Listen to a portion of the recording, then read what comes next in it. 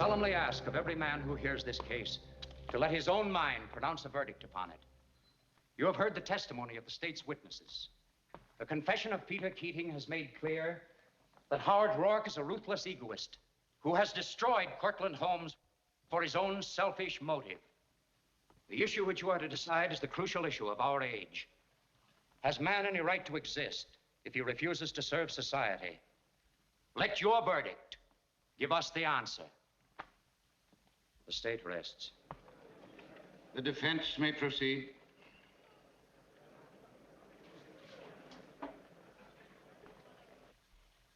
Your Honor, I shall call no witnesses. This will be my testimony and my summation. Take the oath. Do you swear to tell the truth, the whole truth, and nothing but the truth, so help you God? I do. Thousands of years ago, the first man discovered how to make fire. He was probably burned at the stake he had taught his brothers to light, but he left them a gift they had not conceived, and he lifted darkness off the earth. Throughout the centuries, there were men who took first steps down new roads, armed with nothing but their own vision. The great creators, the thinkers, the artists, the scientists, the inventors, stood alone against the men of their time. Every new thought was opposed. Every new invention was denounced.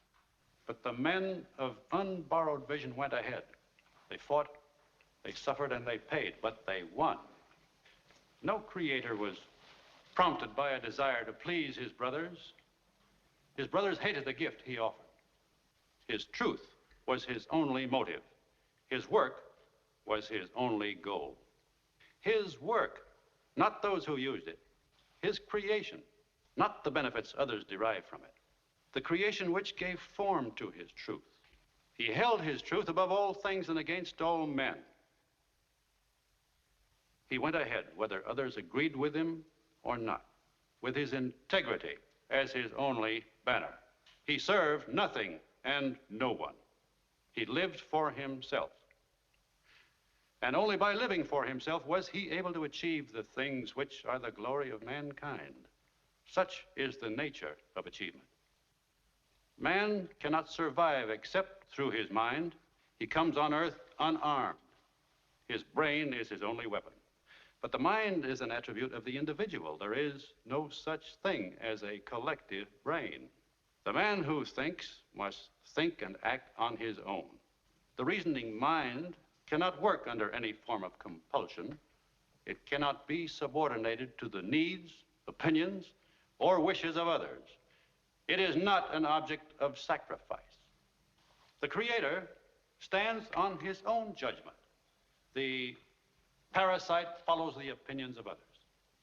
The Creator thinks. The parasite copies. The Creator produces. The parasite loots.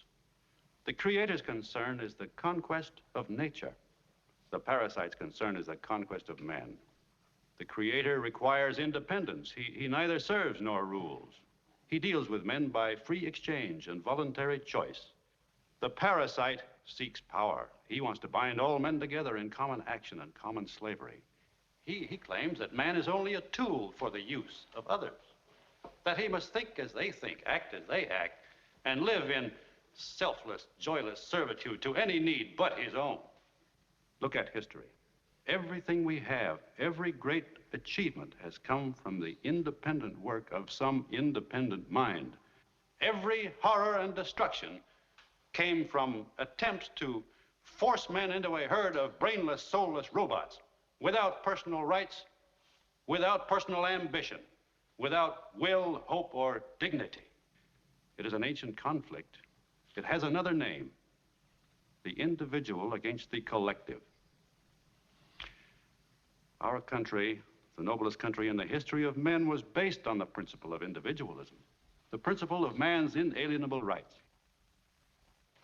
It was a country where a man was free to seek his own happiness, to gain and produce, not to give up and renounce, to prosper, not to starve, to achieve, not to plunder, to hold as his highest possession a sense of his personal value, and as his highest virtue, his self-respect.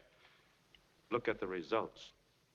That is what the collectivists are now asking you to destroy, as much of the earth has been destroyed. I am an architect. I know what is to come by the principle on which it is built. We are approaching a world in which I cannot permit myself to live. My ideas are my property. They were taken from me by force, by breach of contract. No appeal was left to me. It was believed that my work belonged to others to do with as they pleased. They had a claim upon me without my consent, that it was my duty to serve them without choice or reward. Now you know why I dynamited Cortland. I designed Cortland. I made it possible. I destroyed it.